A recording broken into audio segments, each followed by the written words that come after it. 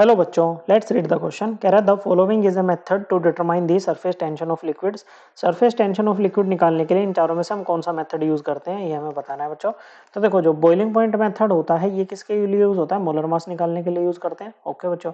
पोलरिमेट्रिक method बच्चों, जो हमारे ऑप्टिकली एक्टिव कंपाउंड होते हैं उनकी कंसंट्रेशन निकालने के काम आता है बच्चों। रिफ्रैक्टोमेट्रिक मेथड जो होता है बच्चों, ये काम आता है किसके लिए बच्चों? डिफरेंट सब्सटेंस के रिफ्रैक्टिव इंडेक्स निकालने के लिए।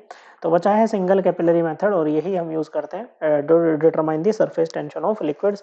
सरफेस टेंशन क्या होती है बच्चों? किसी भी लिक्विड के लिए it is defined as the force acting at right angles to the surface along one 1 centimetre length of the surface. Okay बच्चों, इसी को क्या बोलते हैं? इसी को सरफेस टेंशन बोलते हैं।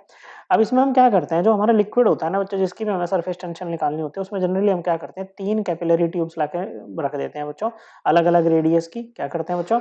अलग अलग रेडियस की 3 कैपिलरी ट्यूब इसमें लाके रख देते हैं। ओके, और देखो अब इस कैपिलरी ट्यूब में आपका जो लेवल है वाटर का वो राइज भी हो सकता है। मान लो वाटर के निकाल रहे हैं या कोई भी लिक्विड है, लिक्विड का लेवल यहाँ पर राइज भी हो सकता है और कम भी हो सकता है बच्चों। Okay, depending upon the adhesive and cohesive force. Okay, हम मान लेते हैं कि cohesive force, sorry, adhesive force are stronger than cohesive force, तो यहाँ पर लेवल जो होगा राइज ही होता है बच्चों। क्या होता है? राइज होता है। ओके, अब यहाँ पर अगर हम बात करें, देखो सरफेस टेंशन का हमारे पास में एक फॉर्मूला होता है। ओके बच्चों, वो फॉर्मूला कुछ इस प्रकार से होता है बच्चों। ये होता है टी। टी क्या है बच्चों? सरफेस टेंशन है equal to R into R plus H by 3।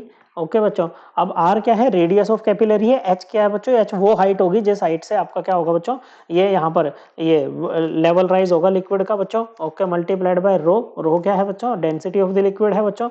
और जी क्या है? G is the acceleration due to gravity. Okay, 9.8 metre पर सेकंड स्क्वायर बच्चों, divided by 2 cos theta. Okay बच्चों, थीटा क्या है? ये कॉन्टैक्ट एंगल है। जैसे कैपिलरी है और ये वाटर ऐसे राइज कर रहा है, तो यहाँ पर ये जो एंगल बन रहा है ना बच्चों, कैपिलरी और ये वाटर नहीं, सॉरी, लिक्विड है बच्चों। Okay, theta. ओके, इसी को बोलेंगे एंगल ऑफ कॉन्टैक्ट। ओके बच्चों, तो यहाँ से हम क्या करते हैं बच्चों, तीनों तीनों कैपिलरी के लिए क्या निकाल लेंगे बच्चों? टी की वैल्यू निकाल लेंगे बच्चों। मान लो इससे आई T1, इससे आई T2 और इससे आई T3। ओके, और जो फाइनल हमारी सरफेस टेंशन होगी बच्चों, वो क्या हो जाएगी? इन तीनों का मीन हो जाएगा बच्चों, T1 plus T2 plus 3 T3 by 3। Okay बच्चों, इस तरह से हम इसको निकालते हैं। आप 4 भी यूज कर सकते हो कैपिलरी, वो कोई दिक्कत नहीं है। मेन बात है कि इनका वो जो रेडियस हो कैपिलरीज का, वो क्या हो बच्चों? डिफरेंट हो। ओके, तो ये होता है आपका single capillary method. Correct answer है ऑप्शन नंबर 1। आई होप आपको एकदम क्लियर हो गया होगा। थैंक यू बच्चों।